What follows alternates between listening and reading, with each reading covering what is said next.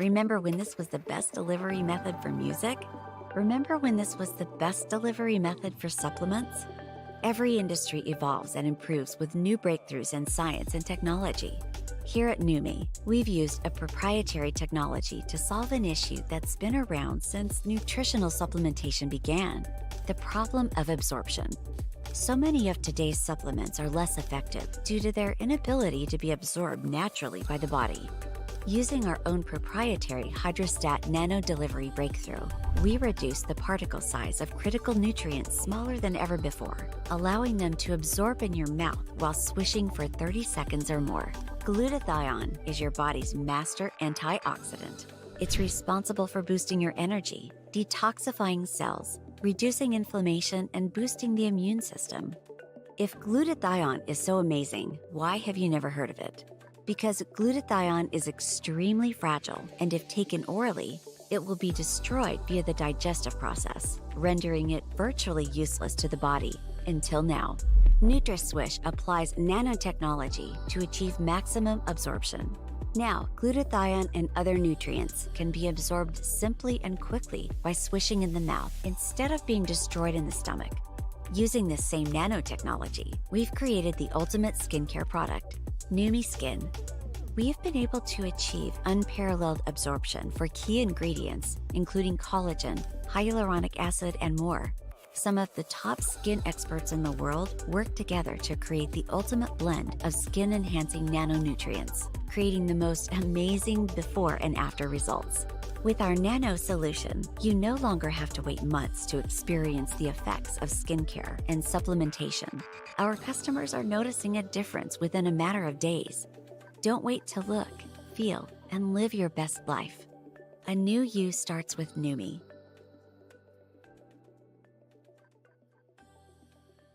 Hi, welcome back to another Dr. Shante video. This video is basically sharing what I do for general health maintenance.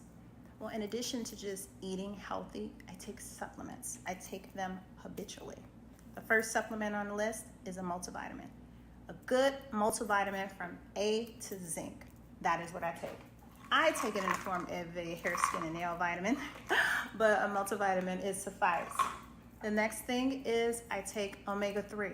I don't do the fish oil cap. I do this in a liquid because this is one of the 3 macronutrients that we need, right? We need carbohydrates, proteins, fatty acids. Okay, that's how I do that. In addition to taking a probiotic, I take prebiotics. I may take the prebiotics more frequently than the probiotics, and I can go over later the why to that. And I also take digestive enzymes. Those are the main things I take. Additional supplements that I take a superfood powder, and I have this much of water inside of the bottle before I put like 1 or 2 teaspoons of that powder in there. I'll make a separate video talking about it because it has so much benefit, but this is also something that I use on a daily basis.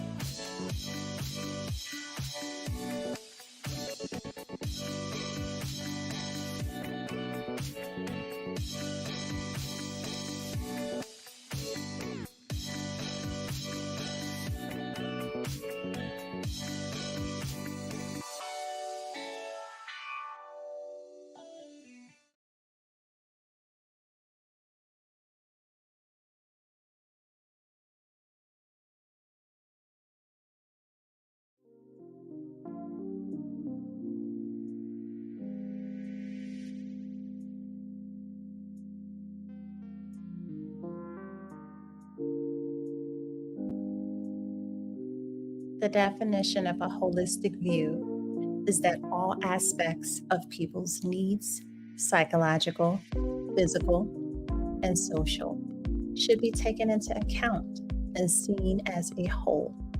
Holistic relationships is leading the charge and sparking real conversations that transcend the ordinary, aiming not only to explore life's intricate facets, but also to inspire positive change and cultivate better approaches to every topic we touch. In the realm of love and relationships, marriage and divorce, parenting struggles and single parenting triumphs, toxic relationships, and the liberating journey out of codependency, our goal is crystal clear. We are architects of change, crafting blueprints for better, more holistic relationships that stand the test of time. This isn't just a show or podcast. It is a movement. Each show is an invitation to recalibrate one's perspective, to rethink conventional norms, and to embark on a journey towards a more fulfilling life. From the nuanced dance of co-parenting to the empowering pursuit of self-confidence, we are here to guide you towards positive transformation, empowerment of self and others, setting goals, building legacies, and collecting fortune with purpose. Holistic relationships is more than a show, it's a philosophy. We navigate the complex terrain of aging gracefully and achieving optimal health and weight loss, shedding light on compatibility in relationships and imparting wisdom on the art of dating and courtship. Join us as we forge a community committed to positive change, where every conversation is a catalyst for growth, every revelation is a step towards understanding, and every piece of advice is a key to unlocking a more holistic and fulfilling life. Welcome to Holistic Relationships, where the pursuit of better, more meaningful connections begin, and positive change is not just encouraged, but celebrated.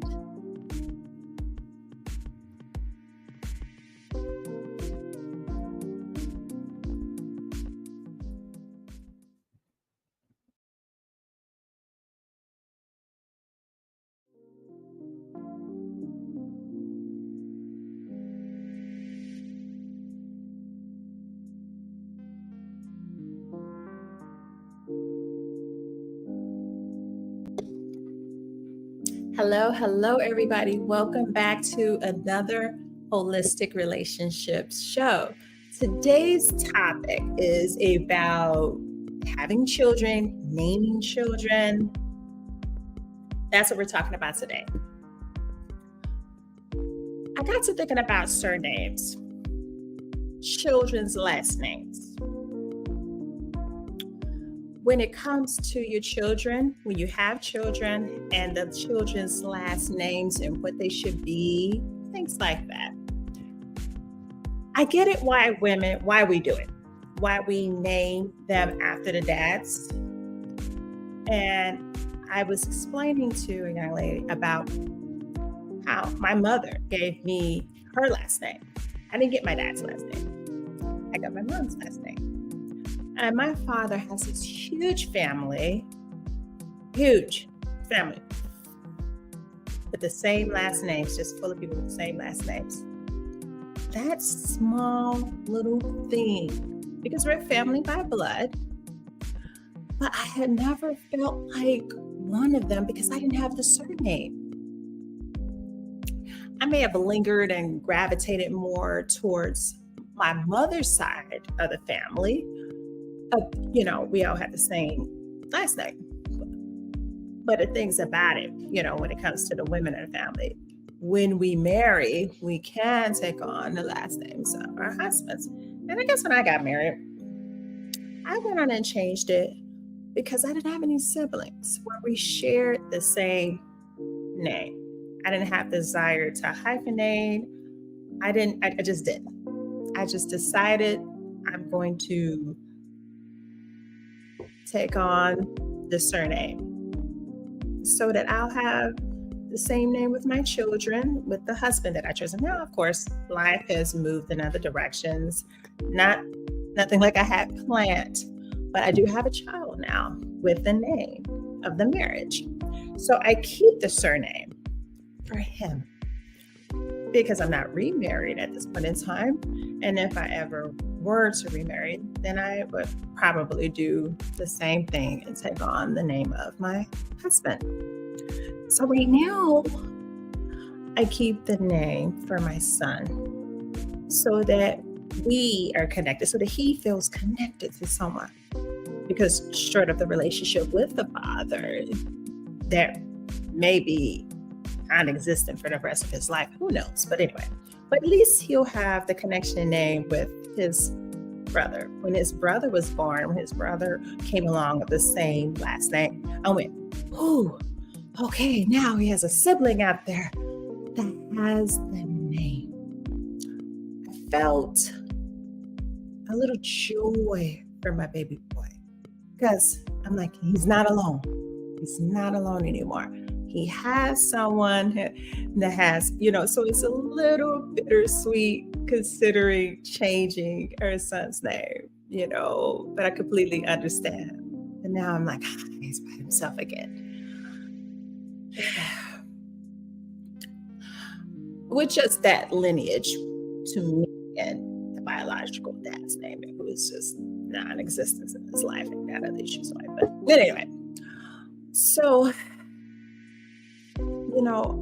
I said to that mom, one of the things that she definitely, and it's completely just her choice, and I understand why she wants to do it. I said to her that because she's young and she can have as many babies as she wants moving forward, she has the opportunity to get them all the same surname if they were to take on her last name or whatever plans she has for the future. And that may have been both of our fates anyway. Our children would not have the same name because it didn't work out with me. So where I want to go from there. Oh, and another thing I was going to say, even though my mother had another child, she gave that child, my little sister, the father's last name. And I look at how they all feel about that last name, how tightly knit they are on that side from having that same last name. And see, rather it's conscious or not to us when it comes to that, we do feel connected in the surnames, the family. And for people who haven't had children, young people growing up, please think about it. Keep that in mind. Try to have children within a family construct so that your names live. So they're not all these different things inside of the same households, and to have siblings not feeling fully connected to each other because they only share one parent. They don't share both parents. And they may or may not have the same. So my life, I am not connected through surname to any of my siblings. Now, my youngest two brothers share the same name as my father. They also share the same first name too. One's just a junior and then the other one is just another middle name. But there's a connection there in surname and none of us. So Mom, when you're having children, please think about this. Think about this. Take a moment and think about the family structure. How do you see this family structure working out? Because see, I didn't have children until I was married. So this little weird twist of fate for me is just a little bit different. But there are so many of us in the world that's just out here having babies, having children with people. And then when it comes to naming these children, then you got one with this man, you got one with this man, you may have all these different children's fathers, And then you have all these different names of the children, and they only share you as a mother, but which may not be realized, but their bond and their siblinghood, if we want to create that word or not, stems a little bit from having that last name. Believe it or not, I think there's some tie to that. And unless you are an only child, I mean, that is it. But if you are having multiples out here and you're not married to them, then give them your last name so that they can feel connected. They'll know they have different dads, but if you're raising them and you're all in the same household, just give them yours. But yes, you know that. And sometimes we do it. It's a reason to do it because men have the ability to just have multiple children with different women. And those women may make the choice to give the surname of the father to those children. So you give them the surname of the dad because of him being able to go out and spread his seeds and do this again and again and again and again if he so chooses to. And then now, in doing that, you can get to connect them. They'll be like, oh, I know them, Now questions can be asked. I have a brother. We're very close in age. My mother used to say, because his family went estranged at the time, my dad, I don't want to put these words in his mouth because he's no longer here to really tell anybody his reasons or thoughts. So all of this is speculation. But there was always a question of paternity to begin with. And I'll just keep it very politically correct there. It was a question of paternity. And also that mom went estranged, but she wasn't necessarily connected to the family. And he was just out there. And my mother used to always say, you're growing up, you got a brother out there. You get around and starting and dating and stuff, ask questions, ask them about their past, their father.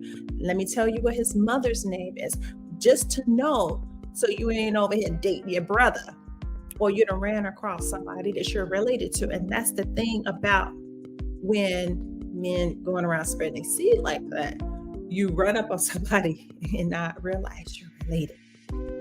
So these things, when it comes to surnames and family trees, establishing that so that children know where they come from, because they come from two places. And regardless if we like that second place they come from, and this is applicable to men and women alike, regardless if we like that or not, that is the truth.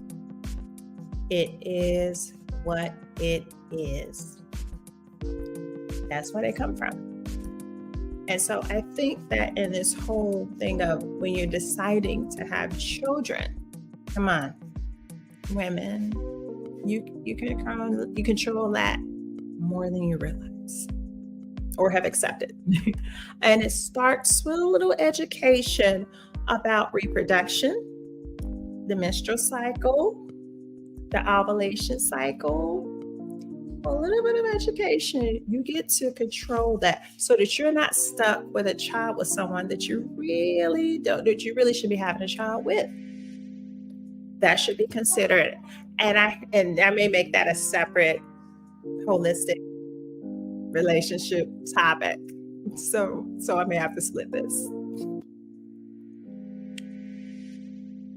So another topic for holistic relationships, women having control over having babies. That could be another topic. And this could be said, and I'm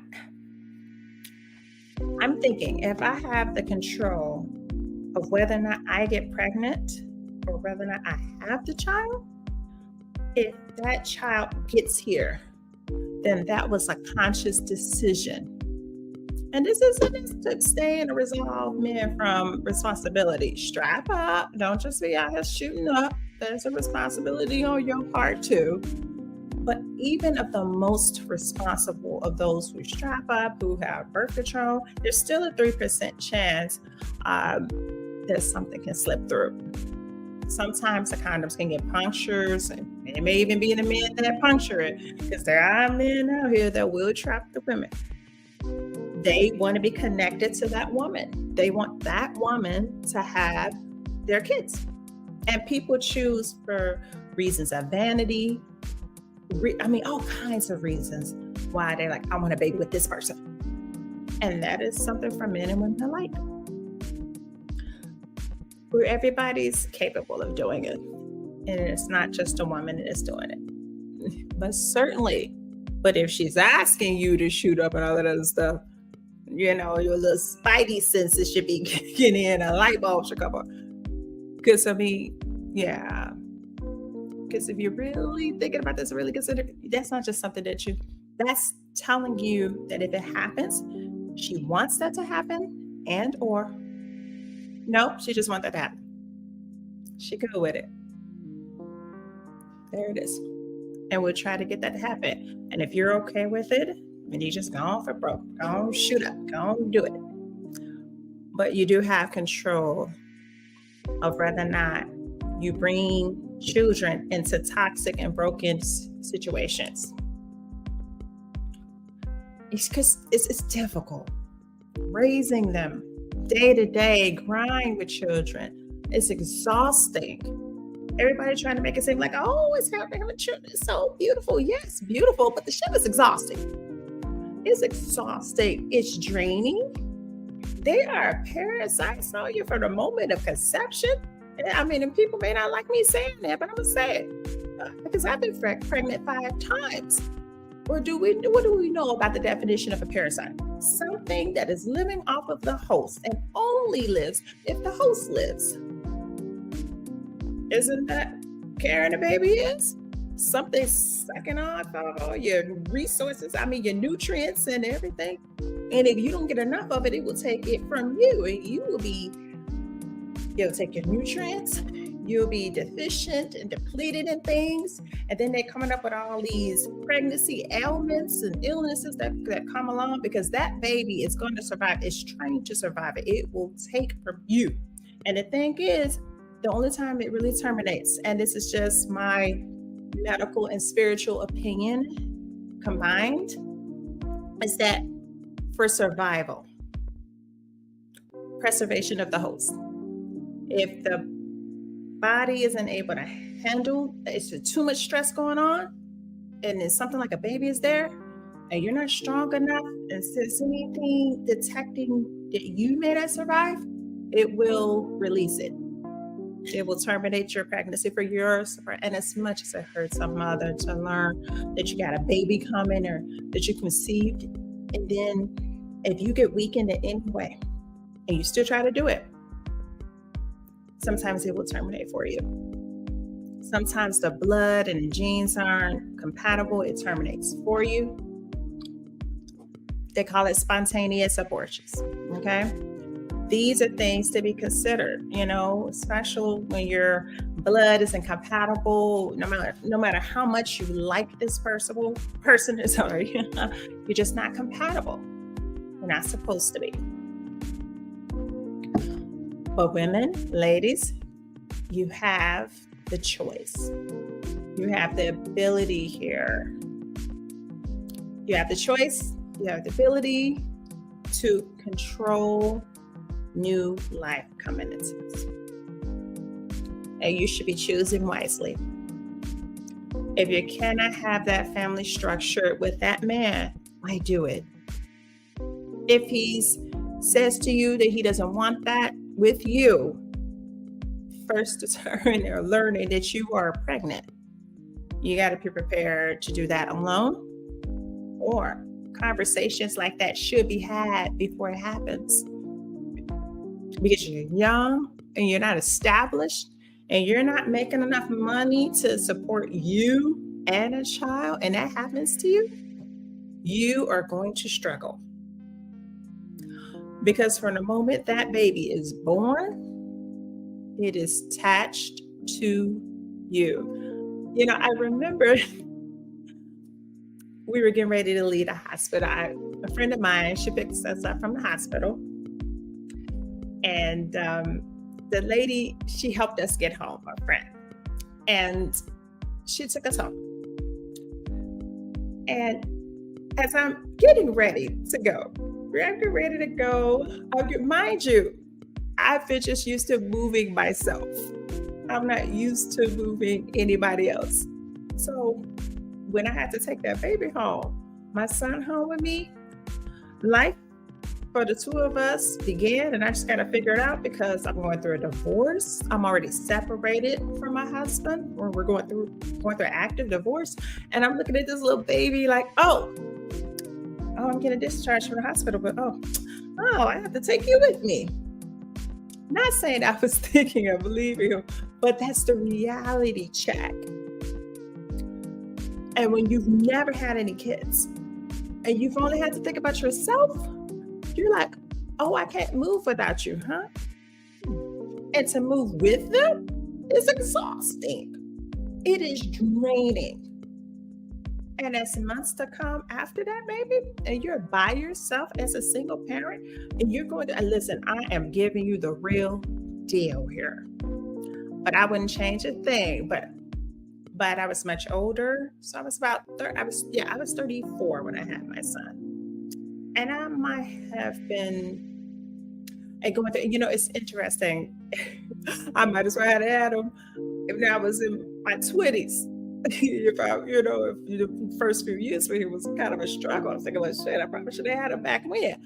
But anyway, my husband and ex-husband, that jigaboo. But anyway, I'm saying, young people, you got to think about this.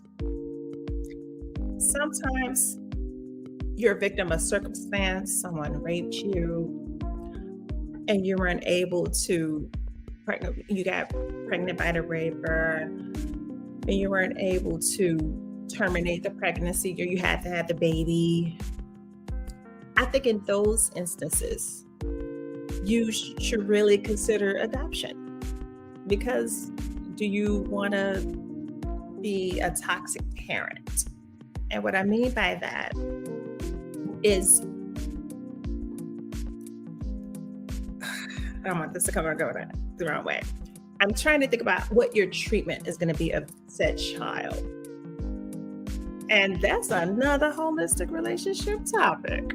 Because when you're thinking, okay, I want to finish about women being in control. And first things first, learn about the cycle, the menstrual cycle. How does that work? Ovulation, so that you can avoid having sex, especially unprotected sex during those periods of time, so that you don't have to worry about, oops. Okay, you need ovulation to happen to get pregnant, okay? And there are fluke situations all the time. If you don't want to do birth control, there's a natural way of birth control. I've been doing it for years.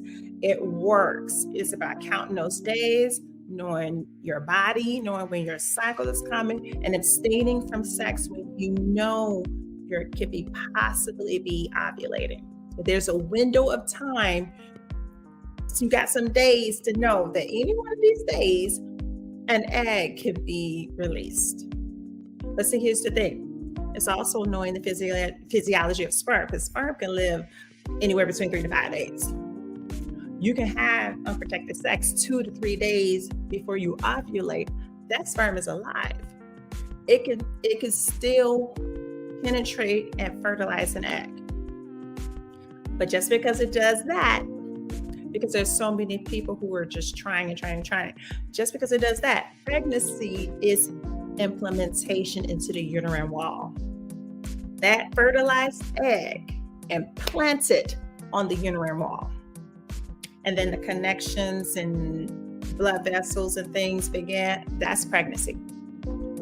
Now HCG is going to be detected in a urinalysis or in a urine test, because now a fertilized egg could still be expunged.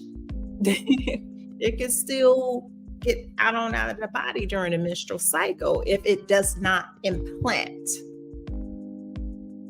So that's just a little bit of anatomy and physiology. So knowing that and being more aware of that and learning that, hey, Don't just having no kids until you know that person's going to be there for you with that child. And then there's still no way of knowing. It's not foolproof, but don't do it knowing that you're not going to be the family. Now that you should have that conversation. It should never be oopsie daisy. And even if you're on birth control and then you decide I'm not going to do the natural birth control way and I'm going to take birth control and you're utilizing that method, I'm going to do that. Still no, there are loopholes through that. Plan B is not birth control. It's just emergency contraception. And you have to use it within a certain window, a 72-hour window from what I remember, for it to be effective, to make sure that that uterine wall is impermeable to unfertilized eggs. There's a lot of Plan B babies walking around here. Okay, I got a friend that has Plan B baby. I remember the phone call. It's just like it was yesterday, but it always made me weary about Plan B. So you just have to be more responsible, ladies. I'm not saying that the men shouldn't be responsible men or that they're not responsible, because there are responsible men, and statistics show that there are more childless men than there are women. And you just have these men that's just going around knocking up everybody because the system will take care of them. So they have skewed viewpoints about have a skewed viewpoint about figuring, the woman, this is the woman I chose. This system will help her. Oh, she got this. I mean, you just never know what people are over here thinking. And I know I said thinking. You just don't know what they're thinking. You just don't know. So whatever twisted viewpoint the person have or may have to the reason as to why, I'm going to get this person pregnant. Really? It's just, So ladies, it's not going to get you love to get pregnant, but that baby is a source of unconditional love. But let me tell you, you're human and you're going to be sleep deprived for at least the first 5 years of life. You'll be a cranky lady. I was a cranky woman because I was used to my beauty rest. And when my son was born, I breastfed. Now I got this baby feeding off of me all day. At least for the first 2 years afterwards. And then I know there's a lot of people that may not be able to do the 6 weeks of breastfeeding, but I think that's more tied to diet, lifestyle, stress, mindset, that sort of thing. They're not prepping themselves properly and they may not have enough information when it comes to breastfeeding. But anyway, I breastfed and I would have been able to get to the 2 years because I was going to go to 2 years and stop, because that's really the longest you really need milk as you don't need milk as an adult. And if you're going to drink milk of your own species. Come on, let's make this make sense, people. Don't drink milk of another species. Ew. Why would you do that? And I know that we have, but we've been programmed to do something. But then wondering why everybody got all this inflammation in their body, riddled with cancer. But anyway, human breast milk for human babies, because they're not giving human breast milk to other animals. I tell you that. They got enough sense not to do that. They are not doing that in the wild. So you want to be able to do that.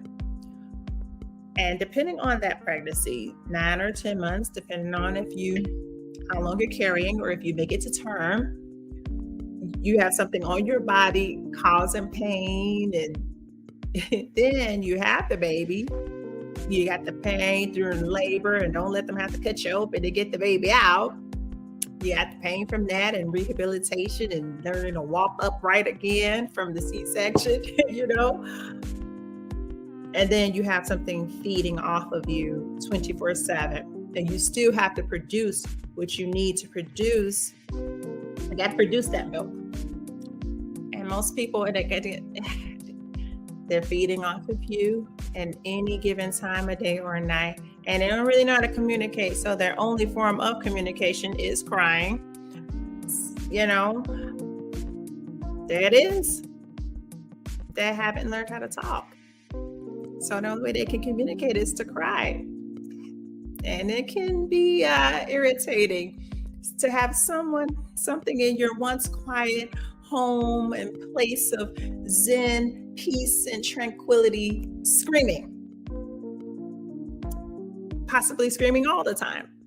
And then after that, there's peeing and pooping all over your stuff, tearing up your beautiful home.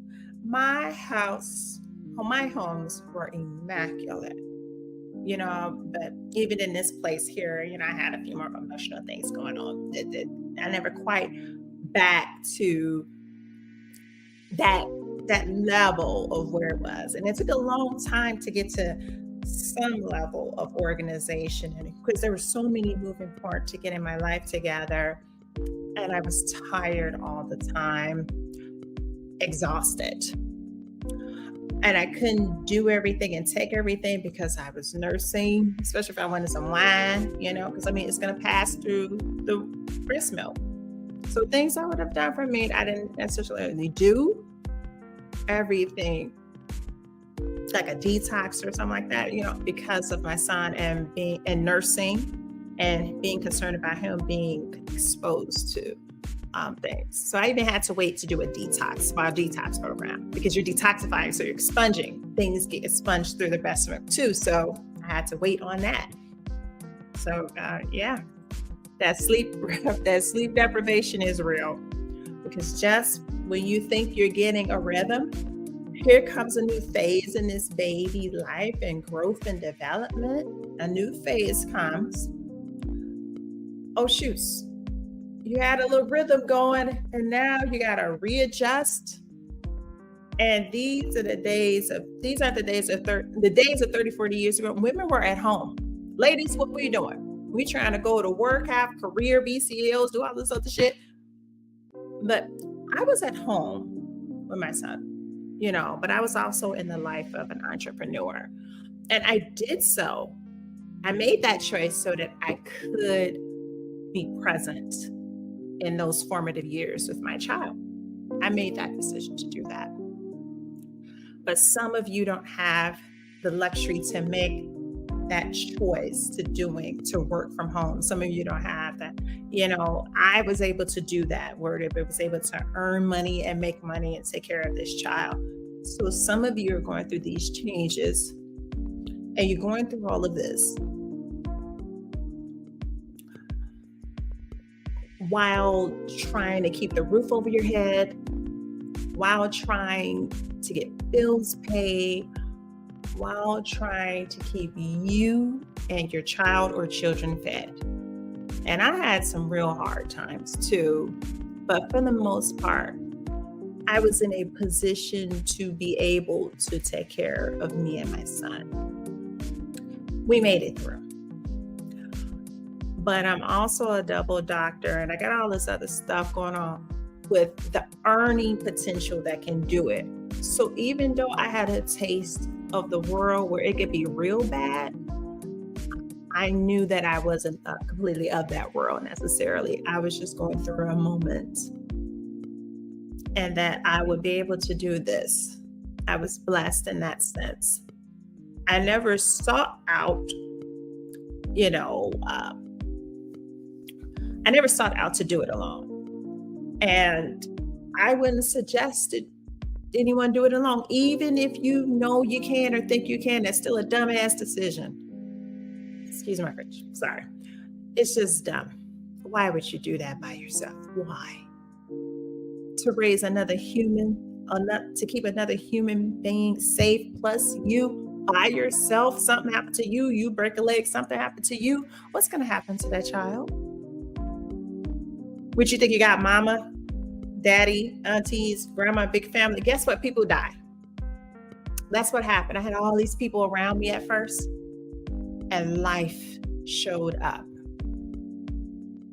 So definitely go for the family structure. Go for the one who wants you. Love the one who loves you. Don't look at them as no simp or nothing like that. Look at them as value, as an asset. At the end of the day, You want someone who's going to look out for you and that child. It's a cruel world out here. This is real. And people are doing it, but you don't know where their psyche is, where their mental is. You may see them out here, but are they happy out here being a single parent? Because I tell you, I would much rather, because I'm telling you, with kids, going to the corner store is a real decision that you got to contemplate and debate over. Because see, when you just you could just go to the store. But think about doing it where you got to pack up a child. You got to pack up extra clothes, extra wipes, extra food, extra this. You got to bundle them up, get them in the stroller, get them into the car seat, connect all that stuff in the car, button them in, drive to the store. The mental and physical exhaustion that it's going to take you to get you to said destination. Get out the car, secure them into stroller, go into the store, go and do your shopping. You go back to the car now that you have extra stuff. You have more than what you left out the house with. Okay?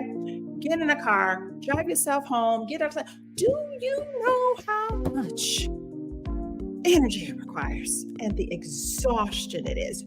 Going to the store becomes a whole ass decision that you got to debate in your mind, because you're like, do I really want to do this? So what would it look like if you were able to do that and you were able to leave a baby with the other parent and go handle that business and then come on back, cook the meal for the whole family? You want your children to be with someone safe, and don't leave your kids with everybody, whether they family or not. You got to keep them safe. And I'm not saying or accusing people. I mean, you just got to think about what you just have to be careful when you keep your kids with, And I understand a lot of times we don't have a choice. Some people don't. So ladies, please don't just be out here having kids. Think about it. Because now you're bringing children in this world that have traumatic experiences possibly, and they'll take that well on into their adulthood. And we all know what that looks like. Having to date an adult that got trauma from their childhood. Mama issues, daddy issues because their parents effed up. But here's the thing. There's no guidebook or rule book to parenting. I mean, there are books out there on parenting. But the saying means you don't know what you don't know. Every family dynamic and structure is different. And you really are just making this up as you go. You got to make the best decisions that you can with the information that you have at that time. You're trying to keep your kids safe, mentally, emotionally, and physically. So what about those parents that can't handle it? They're stressed out. Now you're verbally abusing and mentally abusing a child that didn't ask to be here. No child asked to be here. So my parenting style with my son, I'm very careful and not blowing up and just blowing a gasket or anything like that. I remember with my mom, she had a temper growing up. She had selective memory now. She may not necessarily remember some of the things, and my sister might still be a little traumatized with her. But me, I've rationalized things. I put it in a place where, okay, I understand what that was about. I have a different level of understanding because I was able to go to school. I took psychology. I learned about behavior and things like that. So I'm a little bit more well-versed when it comes to those things. And I kind of have a level of understanding so now. And so sometimes with the stress can make you just blow up and you say some things, forget you said it, but the impact is lasting. And then the thing when it comes to our parents and remembering what our parents did, they're only doing what their parents did. So where we break that cycle. So ladies, we have a choice of bringing them into this world. You don't have to. My mother used to always tell me, leave them where they at. Enjoy your life and leave them where they at until you're ready. Okay? And just wait until you're ready. And if you're lonely and all that other stuff, you feel you're lonely, okay, get a dog. Get a pet. And you may be thinking, but they mess up the house and they do this and that. And what do you think a little human is gonna do? They don't know nothing. They just got here to the world. They about there for the pee, poop, and mess up your health and throw food all over it. Yeah, they will. Trying to tell you, I have a friend that told me, he said, because he was a little germaphobe, he have a clean house, immaculate. It's the love going to his house, clean. He told me about when he had his son, and he was a single dad. He was like, I started cleaning at night. I had to wait till that little nigga went to sleep, and I would clean at night. He's like, and then I would have a few minutes and then moments where he said when he went to sleep, that helped his mental, that helped his psyche. He would clean it up, and he said, I had a moment to gaze over my home clean, the way that I once remembered. Even though he knew the next day, he said that little motherfucker be up and tear all this up again. But at least I had a couple of hours while he was asleep to see my place the way I once remembered it. And I recommend that for you. Don't be like me with the OCD where I'm constantly trying to clean as he moves because I'm trying to, I had to get the little gates and things. So we're going to have to contain this mess. But again, it's just so much. It's so much. It is. It is so much. But it's a beautiful, beautiful experience. And again, it's gratifying. All right. But women, learn them cycles. Have the conversations with the man. Okay. All right. Don't just be trying to get people, caught up, you know what you're doing. The elders used to say, what you do or what you doing has been done before. Okay. We know what you're doing. Don't be so quick to, what am I saying?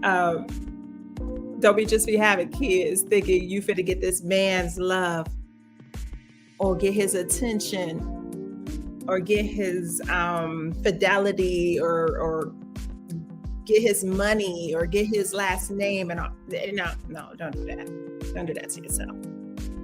You should know going forward. It should be intentional, ideally. But trust me, because you have to think about the sacrifice you're really going to be making. Just don't do it alone.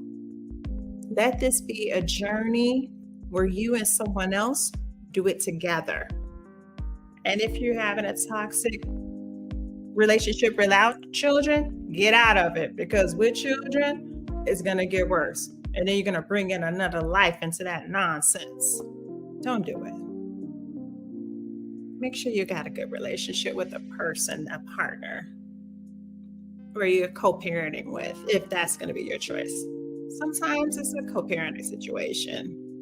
And there are a lot of people that, my parents co-parented. They co-parented very well. They were friends. And I grew up in a balanced way. And I like to think I turned out all right with both of them. But they worked together. They didn't work against each other. They didn't counter-parent. Okay? So ladies, you have the power to think about that. To not just run out and have children. You have that ability.